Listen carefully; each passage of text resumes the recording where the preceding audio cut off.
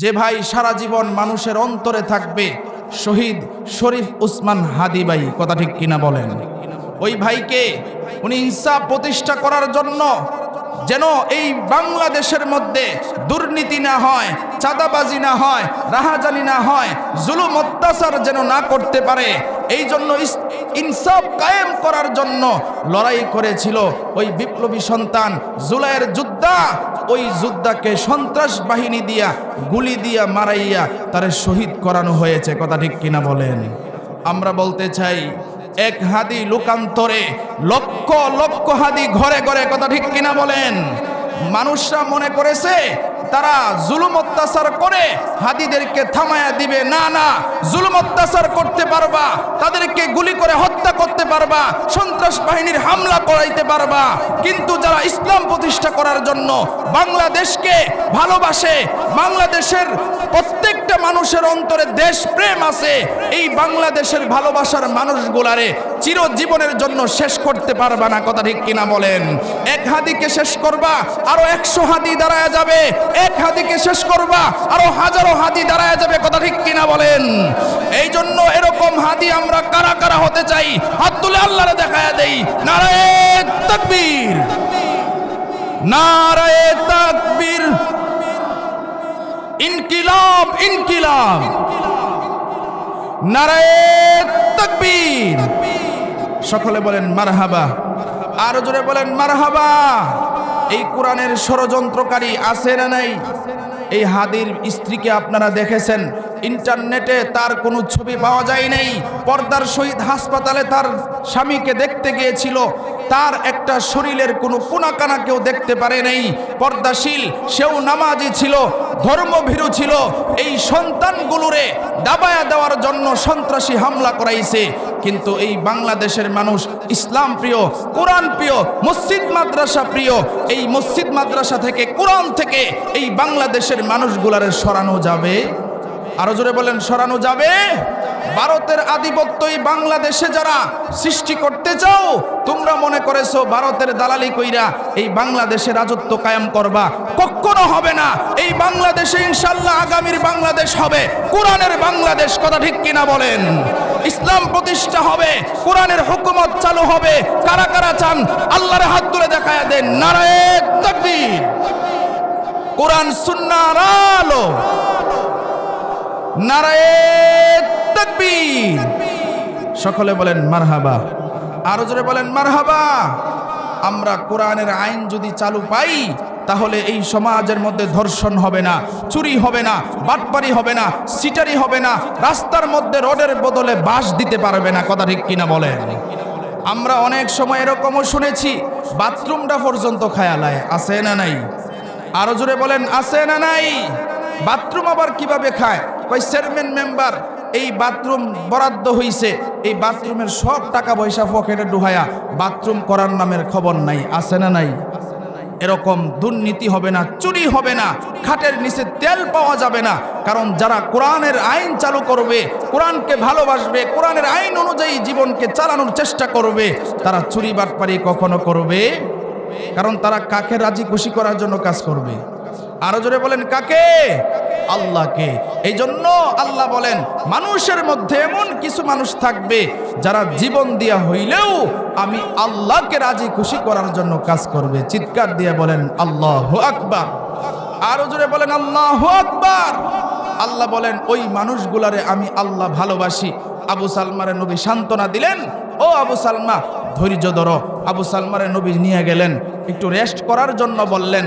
এবার আবু সালমা বিকাল বেলায় তার স্ত্রীর কথা মনে হয়ে গেছে, মদিনার গেইটের সামনে আইসা বৈশা থাকে। দেখি তো একটা বুরকাওয়ালা মহিলা নাকি আসে। সুবহানাল্লাহ কইতেন। আলহামদুলিল্লাহ, আল্লাহ পাকের দরবারে লাখো কোটি শুকরিয়া যে মহান রব্বুল আলামিন আমাদেরকে শ্রীরামপুর মাইজপাড়া আল মদিনা জামে মসজিদের উদ্যোগে ও যুব সমাজের উদ্যোগে আয়োজিত আজ 26 ডিসেম্বর আমাদেরকে এই জায়গায় আসার, বসার এবং কোরআন হাদিসের আলোকে কিছু কথা আমাকে বলার, আপনাদেরকে কিছু কথা শুনবার তৌফিক দান করেছেন। এই জন্য সকলেই শুকরিয়া আদায় করি, বলি আলহামদুলিল্লাহ। এই মাহফিল হওয়াতে আমরা খুশি না বেজার? আরো জোরে বলেন, খুশি না বেজার? মুহতারাম হাজিরিন, আমরা অনেক মানুষ এখানে উপস্থিত হয়েছি। আমার এখানে উপস্থিত থাকার কথা ছিল 8টায়। গরিপুর আরেকটা মাহফিল রাখছি, কিন্তু আপনারা সকলেই জানেন যে বাংলাদেশে তারেক রহমান আসছেন। ওনার বাবার কবর জিয়ারত করতে গেছে, সমস্ত রুটঘাট ঢাকার বন্ধ, কয়েকটা রুট মাত্র খোলা। আমরা যে ঢুকবো, পুলিশে বারবার বাধা দিছে। একটা থেকে আরেকটা যাইতে যাইতে ঢাকার ভিতরেই প্রায় 2 থেকে 3 ঘন্টা সময় নষ্ট হয়ে গেছে। এরপরে এত পরিমাণ কুয়াশা, গাড়ি টানা যায় না। এরপরও রিক্সে অনেক কষ্ট করে আল্লাহ এই পর্যন্ত আনছেন। মাহফিল কমিটি যারা আছে, আমি তো কয়েক বছর ধরে এখানে আসতেছি, আপনারা অনেকে আমারে চিনেন। তো অনেক সময় দেখা যায় আল্লাহর ফাইসালা তো সবচেয়ে বড় ফাইসালা, কথা ঠিক কিনা বলেন? হয়ে গেছে অবস্থা এরকম। যাই হোক, আমি অল্প কিছুক্ষণ আপনাদের সামনে কথা বলবো। আল্লাহ রাব্বুল আলামিন আমাদের সকলকে মনোযোগ সহকারে শোনার তৌফিক দান করুক। সকলে বলেন আমিন। আমি যে আয়াতে কারিমা তেলাওয়াত করেছি, আল্লাহ রাব্বুল আলামিন বলতেছেন, ওয়ামিনান নাসি মান ইয়াশরি নাফসাহু বিতিগা মারদাতিল্লাহ। মানুষের মধ্যে এমন কিছু মানুষ আছে যারা নাকি আল্লাহর রাজি খুশি করার জন্য দুনিয়ার সব কিছু ত্যাগ করতে রাজি। আল্লাহ রাব্বুল আলামিন বলেন, আল্লাহু রাউফুম বিল ইবাদ। যেই বান্দাগুলি আমি আল্লাহকে রাজি খুশি করার জন্য সব কিছু ত্যাগ করবে, আমি আল্লাহ তাদের উপরে রাজি খুশি হয়ে যাই। জুড়ে আওয়াজ দিয়ে বলেন সুবহানাল্লাহ। এই কথাটা কার? আরো জোরে বলেন কার? আমরা এই মাহফিলে আসছি কাকে খুশি করার জন্য? আরো জোরে বলেন কাকে? আল্লাহ রাব্বুল আলামিন বলছেন, সব কিছু এক জায়গায় রাখার পরে আমরা যদি আল্লাহকে খুশি করার জন্য ত্যাগ করতে পারি, আল্লাহ আমাদের উপরে খুশি হয়ে যাবেন। জোরে বলেন সুবহানাল্লাহ। এই আয়াতটা একটা ঘটনার পরিপ্রেক্ষিতে নাজিল হয়েছে। মক্কার মধ্যে 2 জন ব্যক্তি ছিলেন। একজনের নাম হচ্ছে আবু সালমা, আরেকজনের নাম হচ্ছে উম্মে সালমা। দুজনেই ছিল স্বামী আর স্ত্রী। রাত্রিবেলায় পরামর্শ করতেছে, স্বামী গো, নবী তো মক্কা থেকে মদিনায় চলে গেছে, নবীরে দেখার জন্য মনটা বড় পাগল হয়ে আছে, চলেন না একটু নবীরে দেখে আসি। সুবহানাল্লাহ কইতেন না? আমাদের যে স্ত্রীরা আছে, বিবিরা আছে, আমরা তো অনেক খোঁজখবর পাই যে রাত্রে শুয়া শুয়া স্বামীর সাথে কথা কয়, এই মাসে যে সুদের টেহাডি লাগাইছিলাম, কয় টেহা লাভ আইছে। কথা ঠিক না ভাই? ঠিক বলেন। আর দেখেন তাদের মনের ভিতরে নবীর প্রতি কেমন ভালোবাসা আর মহব্বত। কই নবীরে দেখতে মন চায়। স্বামীও ডাক দিয়া কয়, স্ত্রী আমার, চলো তাইলে আমরা দুজন মিলে একটু নবীরে দেখে আসি। কিন্তু বিষয়টা সমস্যা হলো, এখানে একজন মুনাফিক সেই এই কথাটা শুইনা ফেলছে।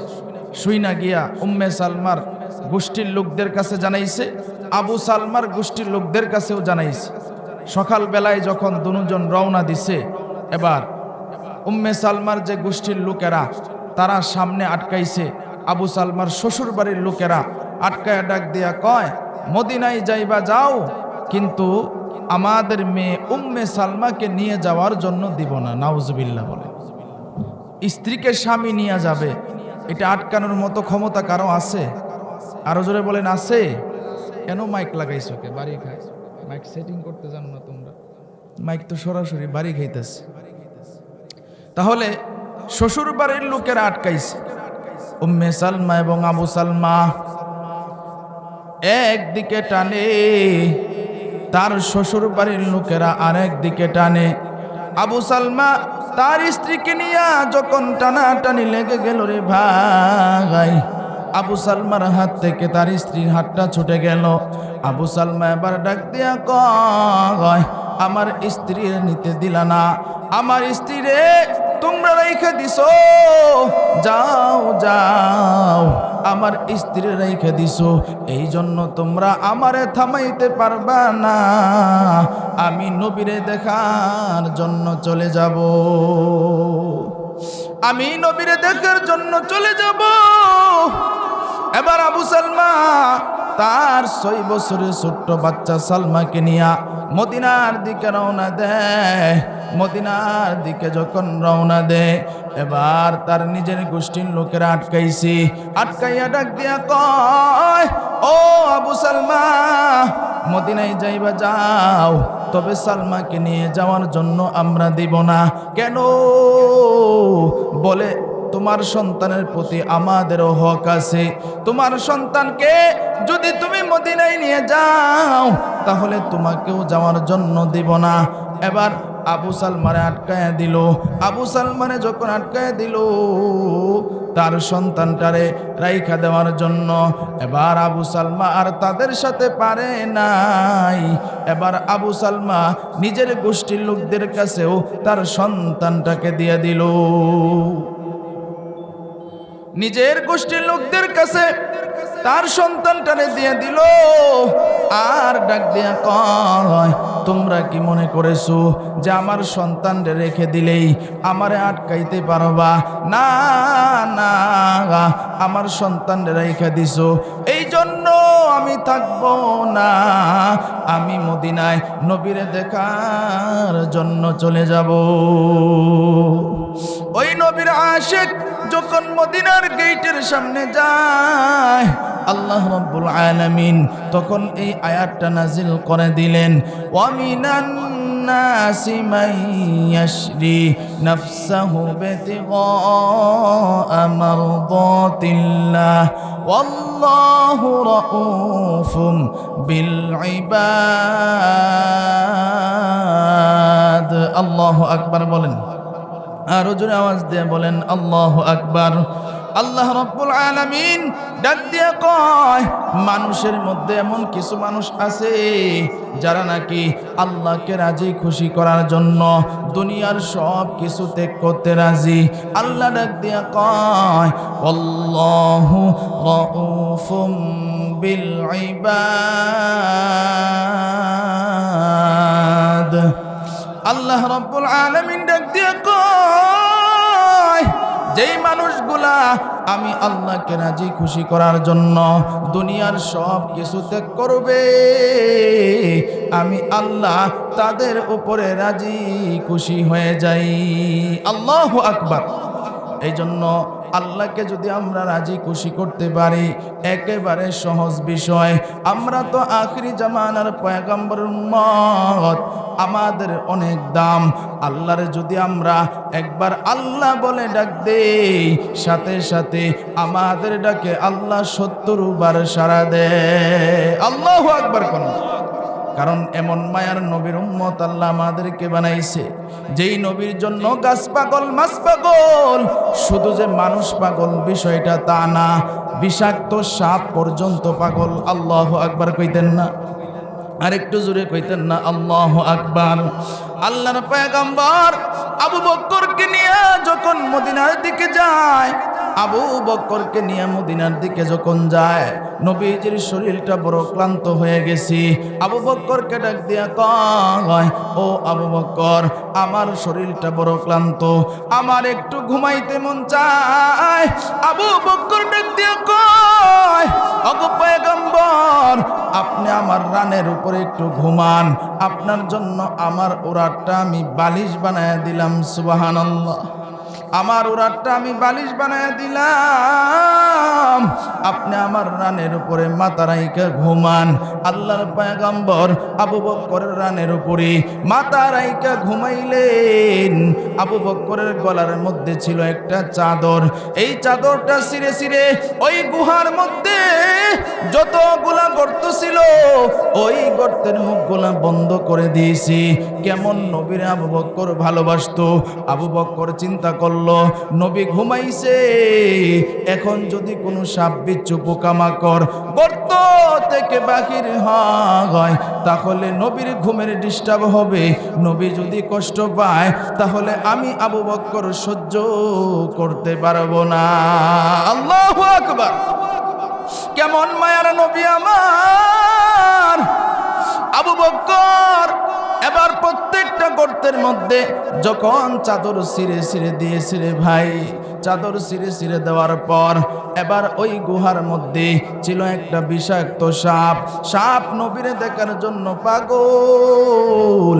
একদিন দুই দিন নয়, 1000 বছর আগে থেকে ওই গুহার মধ্যে সাপ অপেক্ষারত অবস্থায় আছে। সুবহানাল্লাহ কোন অপেক্ষারত অবস্থায় আছি। নবী যখন গুহার ভিতরে ঢুকছি, সাপের নাকের মধ্যে ঘ্রাণ চইলা গেছি। এবার সাপ উপরের দিকে উঠতে চায়, মনের মধ্যে বড় আনন্দ। উপরের দিকে উঠে কিন্তু মুখ বরাবর আইসা দেখি কে যেন মুখটা বন্ধ করে দিছে। আবার আরেকটা গর্ত দিয়া যায়, দেখে ওই গর্তটাও কে যেন বন্ধ করে দিছে। আবার আরেকটা গর্ত দিয়া যায়, দেখে কে যেন বন্ধ করে দিছে। আবু বকর প্রত্যেকটা গর্তের মুখ বন্ধ করে দিছে যেন নবীর ঘুমের ডিস্টার্ব না হয়। এবার একটা গর্ত শুধু বাকি। আবু বকর তার পাউটাকে ওই গর্তের মুখের মধ্যে দিয়া রাখছে। গর্তের মুখের মধ্যে যখন দিয়া রাখছে, সাপ আল্লাহরে ডাক দিয়া কয়, আল্লাহ, নবীরে দেখার জন্য মনটা বড় পাগল, আমার একটু নবীরে দেখার ব্যবস্থা করিয়া দাও, নবীরে দেখার ব্যবস্থা করিয়া দাও। এবার সাপ আরেকটা গর্ত দিয়া যখন বাহির হয়, এবার দেখে একটা মানুষের পাও দেখা যায়। মানুষের পাও দেখা যায়, সাপ তার মাথা দিয়া বারবার ধাক্কা দেয়। সাপ বুঝে গেছে এটা অন্য কোনো মানুষের পাও হতে পারে না, এটা নবীর হিজরতের সাথে আবু বকরের পাও। এবার সাপ বারবার মাথা দিয়া ধাক্কা দেয়। ও আবু বকর ভাই, তোমার পাটা একটু সরাও, আমি আমার নবীরে দেখব। নবীরে দেখার জন্য মনটা বড় পাগল হয়ে আছে। ও আবু বকর ভাই, একটু তোমার পাটা সরাও, আমি নবীরে একটু দেখব। কিন্তু আবু বকর পা সরায় না। এবার আবু বকরের পায়ের মধ্যে সাপ কামড় বসায় দিছে। কামড় যখন বসায় দিছে রে ভাই, আবু বকর এরপরেও পা সরায় না। কারণ হলো নবী যদি ঘুমের ডিস্টার্ব হয়, আল্লাহু আকবার, নবীর যদি ঘুমের ডিস্টার্ব হয়, এই জন্য আবু বকর পা সরায় না। আবু বকর ছিল সুন্দর মানুষ, লাল বর্ণের মানুষ, তার চেহারাটা নীল বর্ণের হয়ে গেছে। আবু বকর এবার বারবার চোখের পানি পালায়। আবু বকর যখন চোখের পানি পালায়, এবার এক ফোঁটা চোখের পানি নবীজির চেহারা মুবারকের মধ্যে পড়ে গেছে। চেহারা মুবারকের মধ্যে পড়তে দেরি হয়, নবীজির ঘুম ভাঙতে দেরি হয় না, নবীজির ঘুম ভাঙতে দেরি হয় না। নবীজি ঘুম ভেঙে দিয়েছে, আর তাকাইয়া দেখে আবু বকরের চেহারাটা নীল বর্ণের হয়ে গেছে। ডাক দিয়া কয়, ও আবু বকর, তোমার চেহারাটা কেন নীল বর্ণের হয়ে গেছে? ডাক দিয়া কয়, পয়গম্বর, আমরা যেখানে অবস্থানরত অবস্থায় আছি, এই গুহার মধ্যে ছিল একটা বিষাক্ত সাপ। এই সাপটা উঠতে চেয়েছিল, কিন্তু আমি গর্তের মুখের মধ্যে কাপড় দিয়ে রাখছি, সাপ উঠতে পারে না। গাই প্রত্যেকটা গর্তের মুখের মধ্যে কাপড় দিয়ে রাখছি, শুধু একটা গর্ত বন্ধ করতে পারি নাই, ওই গর্তের মধ্যে আমার পাটা দিয়ে রাখছি, আপনার যেন ঘুমের ডিস্টার্ব না হয়। আল্লাহু আকবার। নবীরে কেমন ভালোবাসতো, আল্লাহকে রাজি খুশি করার জন্য। আবু বকর এবার নবী ডাক দেয়া কয়, আবু বকর, তুমি আমার এত মহব্বত করো, এত ভালোবাসো, ও আবু বকর, তুমি শুধু আমার দুনিয়ার হিজরতের সাথী না, তুমি আমার জান্নাতেরও সাথী হইবা। আল্লাহু আকবার। তুমি শুধু আমার দুনিয়াবি সাথী না, তুমি জান্নাতেও আমার সাথী হইবা। এবার নবী ডাক দিয়া কয়, আবু বকর, তাড়াতাড়ি তোমার পাটা সরাও। পা সরাইতে দেরি হয়, সাপ গর্ত থেকে বাহির হইতে দেরি হয় না। সাপ গর্ত থেকে বাহির হইয়া নবীর ডাক দিয়া কয়, পয়গম্বর,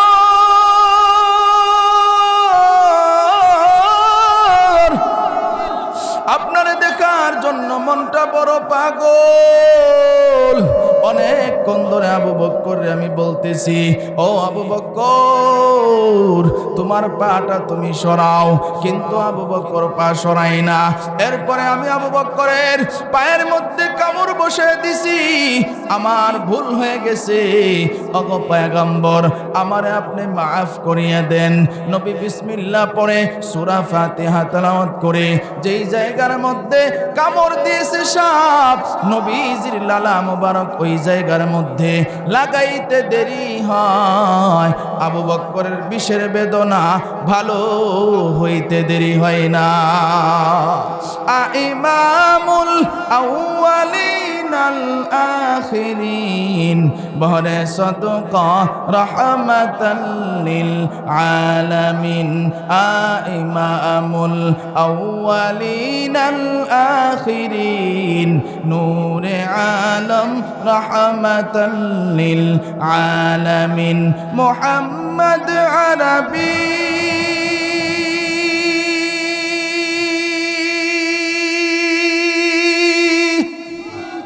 আইয়া নবীর আস্তে পেশুয়া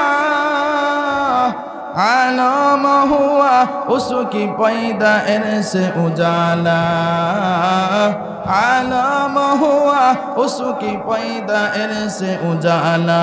शफीउल हुमम हमारा नबी रोज क़यामत शफाअत करेगा अल्लाह के पास गुनाहगार उम्मत, शफाअत करेगा अल्लाह के पास गुनाहगार उम्मत। अल्लाह আকবার বলেন, আর জোরে আওয়াজ দিয়ে বলেন আল্লাহু আকবার।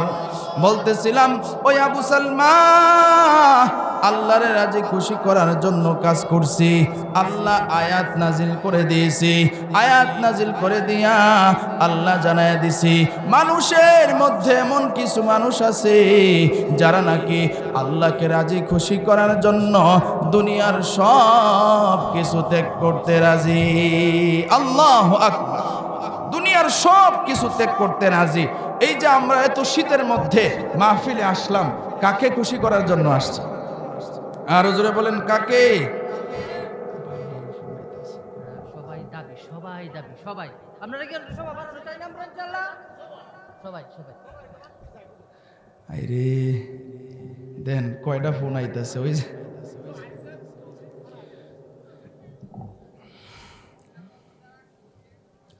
আল্লাহ। আপনারা এই বছর আমারে মাফ করে দিন, কারণ আমার টাইম যারা দেওয়া ছিল দেরি হয়ে গেছে।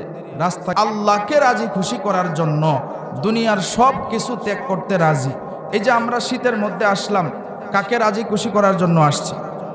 তো আবু সালমা মদিনার গেটের সামনে গেছে, নবীজি ওই গেটের সামনে অপেক্ষা করতেছে আবু বকর কখন আসবে, আবু সালমা কখন আসবে। সাহাবায়ে কেরাম দাঁড়ানো।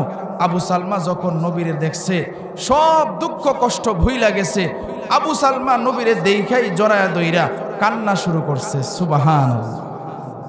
আবু সালমা ডাক দিয়া কয়, ওগো পয়গম্বর, মক্কার মানুষ আমার বিবিরে আসতে দেয় নাই, আমার সন্তানরে আসতে দেয় নাই, আমার বিবিরে রাইখা দিছে, আমার সন্তানরে রাইখা দিছে, তারা আমার সন্তানরে বিবিরে আসতে দেয় নাই। কিন্তু পয়গম্বর আমার অন্তরে কোনো দুঃখ নাই।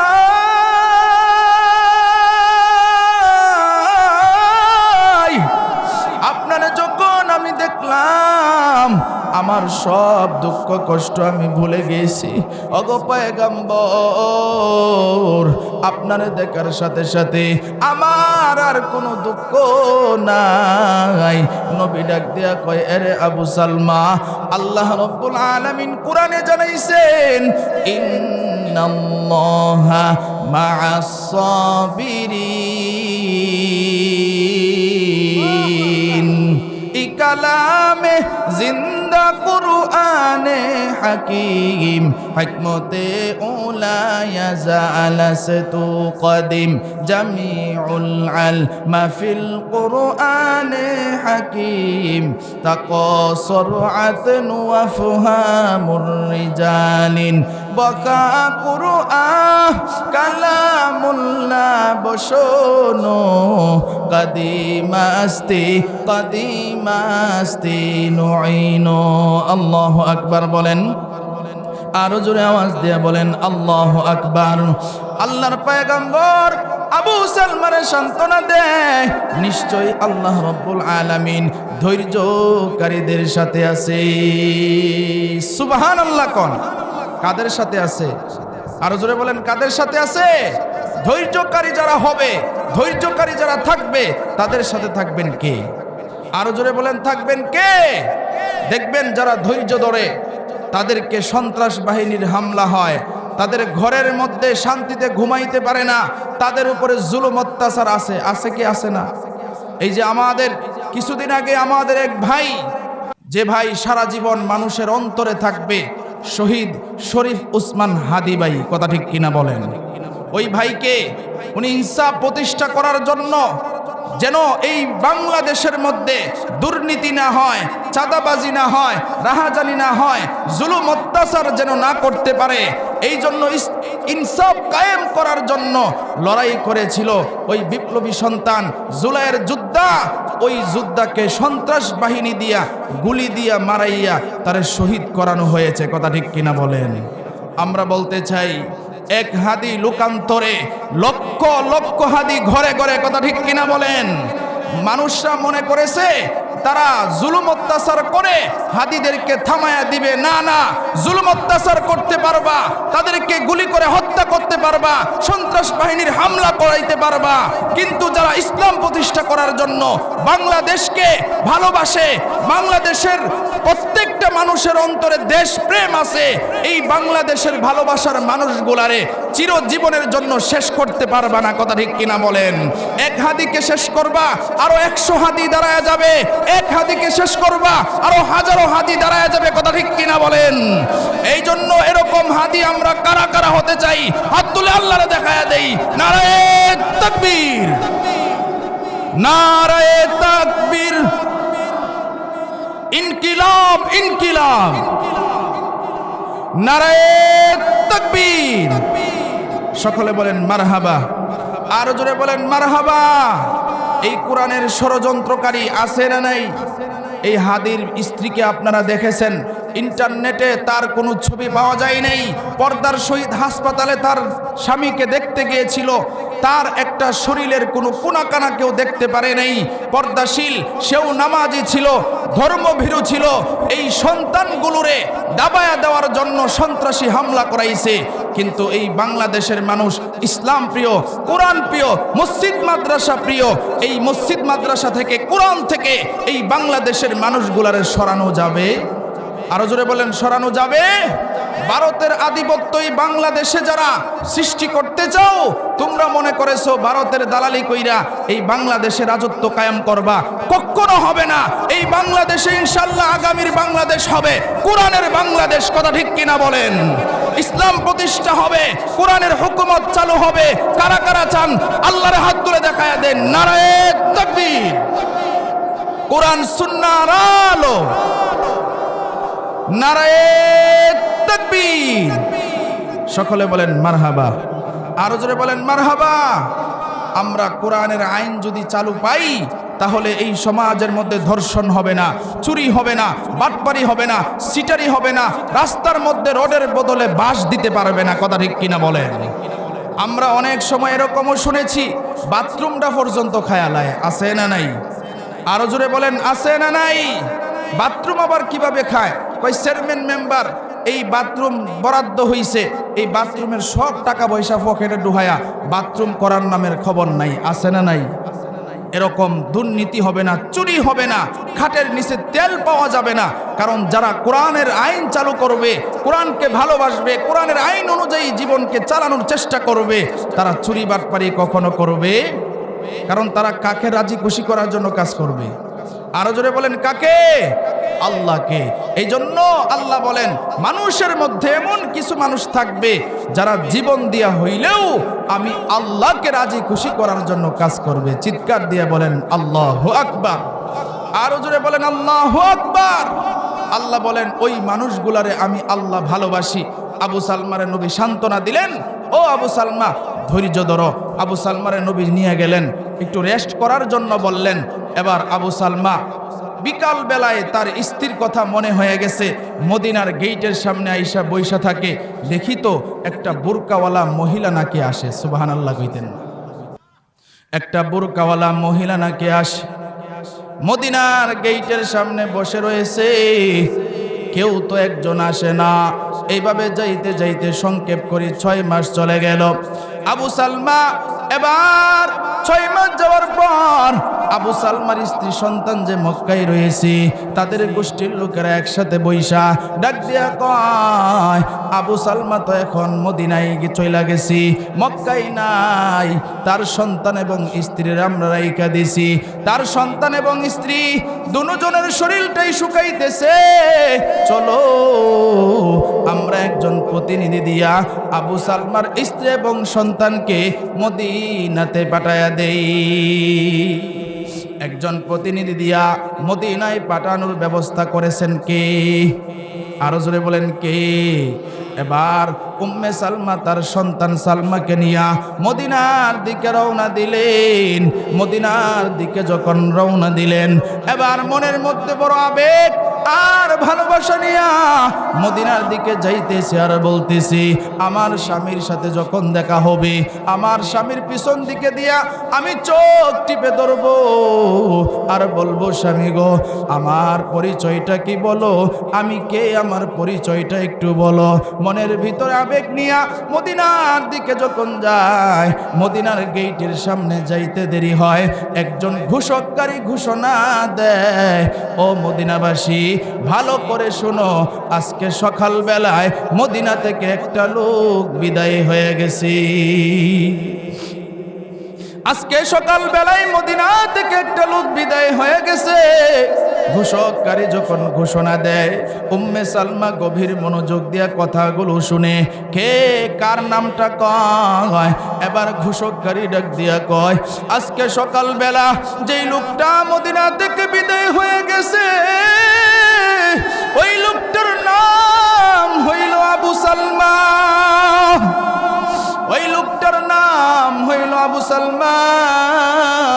এবার উম্মে সালমার কানের মধ্যে যখন এই আওয়াজটা আসছে, উম্মে সালমা এবার ঘোষককারীর কাছে গিয়া কয়, ও ঘোষক ভাই, আবু সালমার নামটা যে আপনি বলছেন, আবু সালমা নামে আমার একজন পরিচিত লোক আছে,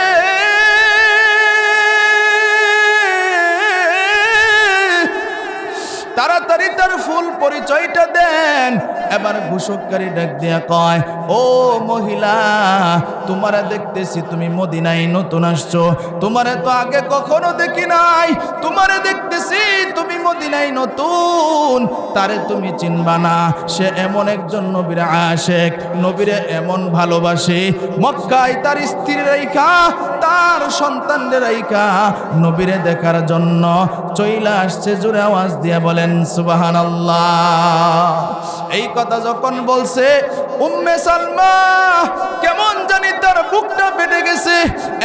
একটা চিৎকার দিয়া ডাক দিয়া কয়, ও ঘোষক ভাই, আপনি যার নামটা বলেছেন সেই আমার আপন মানুষটা, তাড়াতাড়ি বলেন তার লাশটা কোথায় রাখা আছে।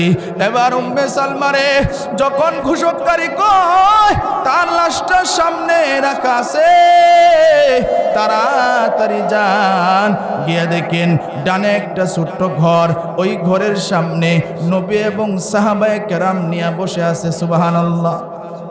আরেকটু জোরে কইতেন না সুবহানাল্লাহ। এবার উম্মে সালমা তার বাচ্চাটাকে নিয়ে একটা দৌড় আবু সালমার কাছে যখন গেছে রে ভাই, এবার স্বামীর কাছে গিয়া স্বামীরে ডাক দিয়া কয়, স্বামী গো, তুমি বুঝি আমার সাথে অভিমান করেছো রে স্বামী। ও স্বামী, আল্লাহর কসম করে বলি, মক্কার মানুষেরা আমারে মদিনায় আসতে দেয় না।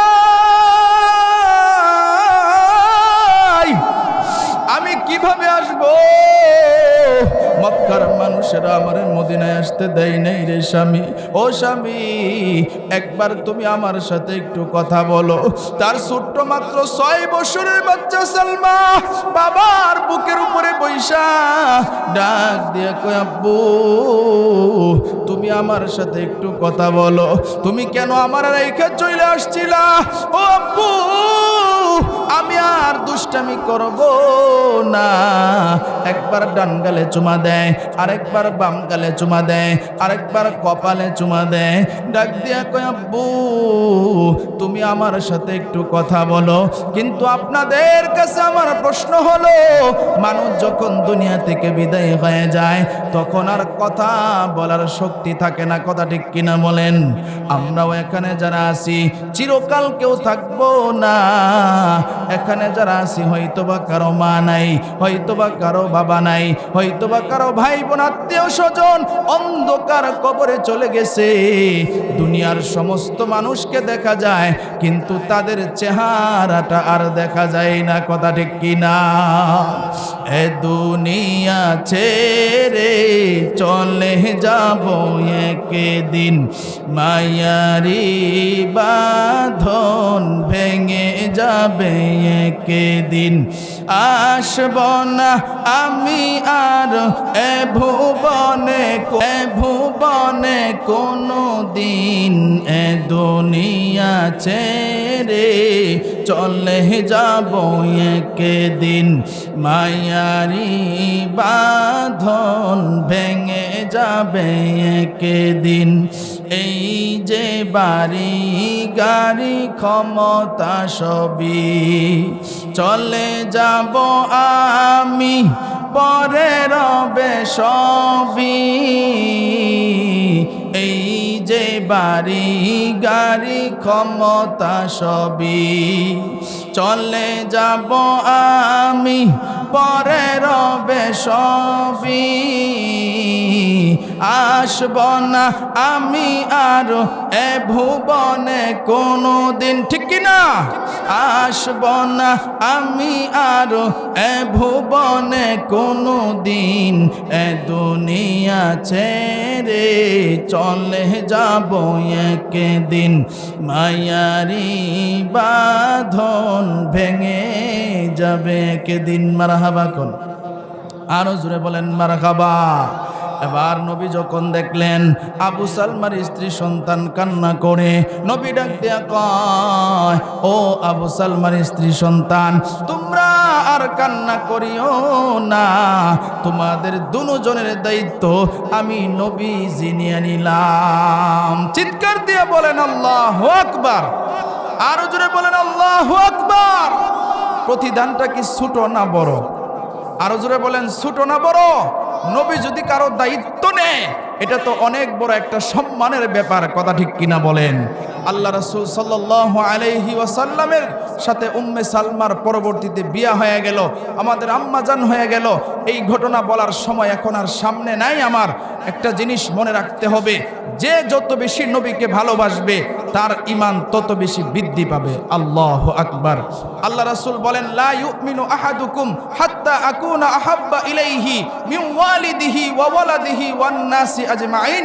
রাসূল বলেন, ততক্ষণ পর্যন্ত কেউ খাঁটি মুমিন হতে পারবে না, ইমানদার হতে পারবে না, যতক্ষণ পর্যন্ত তার নিজের মা বাবা ভাই বোন আত্মীয় স্বজন স্ত্রী সন্তান পুত্র তাদের চাইতে নবীকে বেশি ভালোবাসতে না পারবে। তাহলে আমরা নবীকে ভালোবাসবো তো ইনশাআল্লাহ? কারা কারা ভালোবাসবো হাত তুলে আল্লাহরে দেখাই। মাশাআল্লাহ, নারায়ে তাকবীর। আল্লাহ সকলকে কবুল করুক, বলেন আমিন। মেরে ভাই, মনে রাখতে হবে আমরা এই বাংলাদেশে আছি 95% মুসলমানের দেশ, কথা ঠিক কিনা বলেন? আপনারা হয়তোবা জানেন অথবা জানেন না, এই বাংলাদেশে একটা সম্প্রদায় আছে, যেই সম্প্রদায়ের নাম হইল কাদিয়ানি সম্প্রদায়, কথা ঠিক কিনা বলেন? দেখবেন তারা নবীকে নবী হিসেবে মানে না, তারা গোলাম আহমদ কাদিয়ানের নবী মানে। যে সেরাক বেবির ফুলা 3 বার মেট্রিকে ফেল করছে, এরপরে টাটকির মধ্যে গুয়ের মধ্যে হইরা মরছে, এই লোকের নবী মানে। আমার নবীর যে শেষ নবী না মানবে আর মুসলমানের লুগু লাগায়া এই বাংলাদেশে ঘুরবে, তাদেরকে এই বাংলাদেশে থাকতে দেওয়া হবে না, কথা ঠিক কিনা বলেন? কারণ মনে রাখতে হবে সব বিষয়েও যদি কোনো কথা থাকে, আপোষ থাকে, কিন্তু একটা ব্যাপারে আপোষ থাকবে না, নবীর পরে নবী নেই।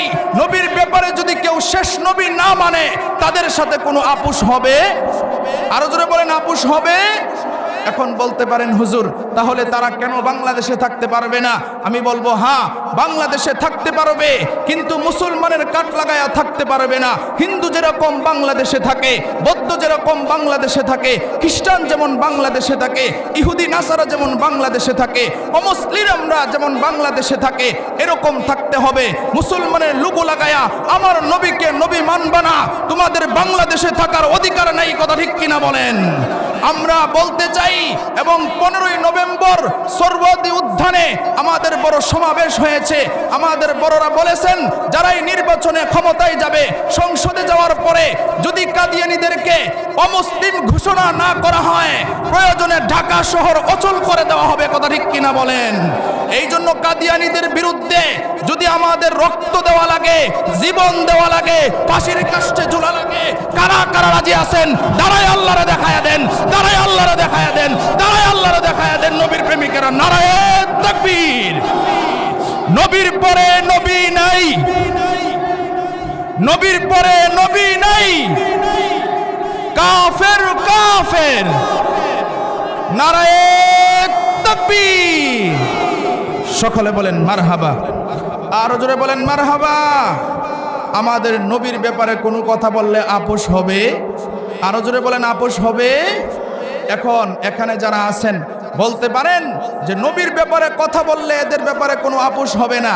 যারা এই নবীর ব্যাপারে কথা বললে যারা আপোষ করতে যাবে, দালালি করতে যাবে, তারাও কাফের। কথা ঠিক কিনা বলেন? এই জন্য মুসলমান হুঁশিয়ার হব তো আমরা ইনশাআল্লাহ। মেরে ভাই, ভয় পায়া লাভ নাই, কারণ ভয় পাইলে আরো বেশি ভয় আসে। আপনি যখন ভয় পাবেন না, জীবনে একদিন হইলেও তো মরণ হবে। কথা ঠিক কিনা বলেন? কিন্তু মরণটা যদি শহীদি মরণ হয়, মরণটা যদি এমন অবস্থায় হয় যে আমি নবীর পক্ষে কথা বললে আমার জীবন চলে গেছে, আমি কোরআনের পক্ষে কথা বললে আমার জীবন চলে গেছে, আমি আলেম ওলামার সাথে থাইকা, মসজিদ মাদ্রাসার সাথে থাইকা আমার জীবন চলে গেছে, এই মরণটা হবে শহীদি মরণ। আল্লাহু আকবার। শহীদি মরণ মানে মরতে দেরি হবে, আল্লাহর জান্নাতে যাইতে দেরি হবে না। সুবহানাল্লাহ। এই জন্য মেরে ভাই, আল্লাহ আমাদের সকলকে আল্লাহকে রাজি খুশি করে নিজের জীবন পরিচালনা করার তৌফিক দান করুক। আল্লাহ রাব্বুল আলামিন আল্লাহকে রাজি খুশি করে যেন সব কাজ করতে পারি, নামাজ পড়তে পারি, রোজা রাখতে পারি, পর্দা করতে পারি, সব ইবাদত বন্দেগী করতে পারি। আল্লাহ রাব্বুল আলামিন যেন আমাদেরকে সেই তৌফিক দান করে। সকলেই বলেন আমিন।